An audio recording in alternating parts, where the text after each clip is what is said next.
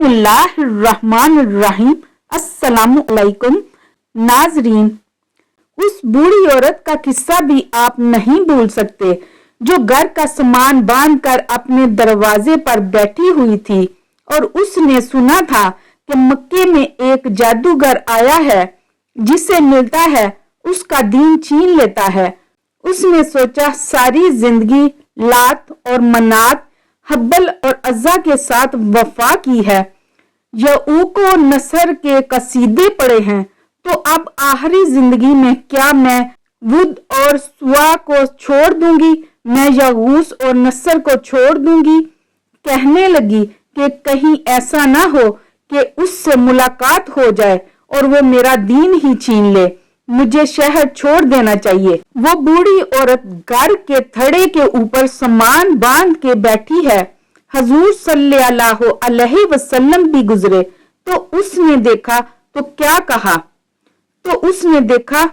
कहा भतीजे ये सामान मेरे सर पर रख दे। हजूर सल्लल्लाहु अलैहि वसल्लम ने सामान उठाया, देखा तो बोझल था और वजनी था। बुढ़िया को देखा तो कमजोर थी, तो कहा कि अगर चाहो तो जहां चाहती हो मैं खुद ना छोड़ाऊं। उसने कहा इससे बड़ी मेहरबानी क्या होगी, मैं तो बेऔलाद हूँ, मेरी तो औलाद नहीं है, मैं तो शहर छोड़ के जा रही हूँ। रास्ते में हजूर सल्लल्लाहु अलैहि वसल्लम ने सामान उठाया हुआ है और बुढ़िया से बातें भी करते जा रहे हैं।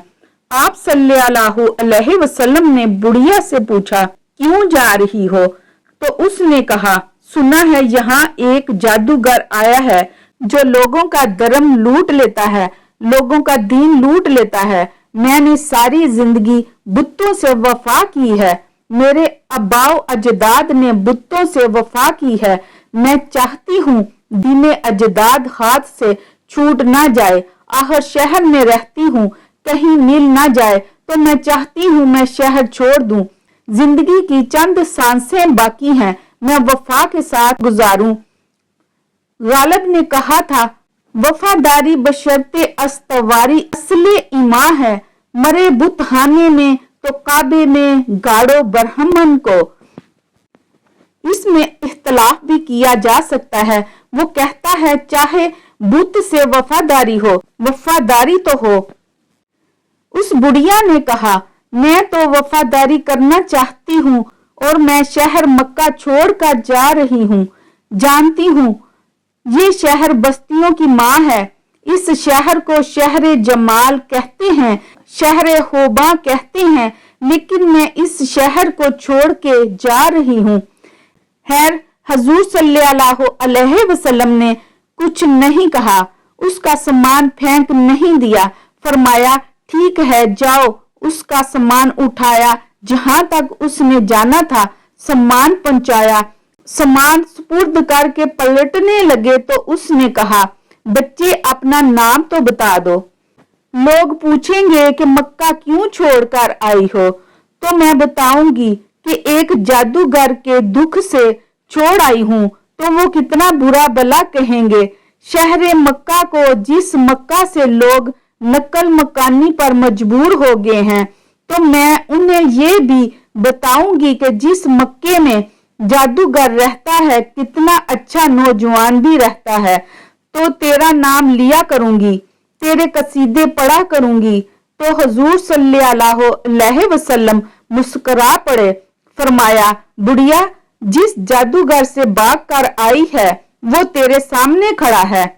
उसने कहा सच बताओ आप ही मोहम्मद सल्लल्लाहु अलैहि वसल्लम हैं। आपने फरमाया हाँ मैं ही मोहम्मद सल्लल्लाहु अलैहि वसल्लम हूँ।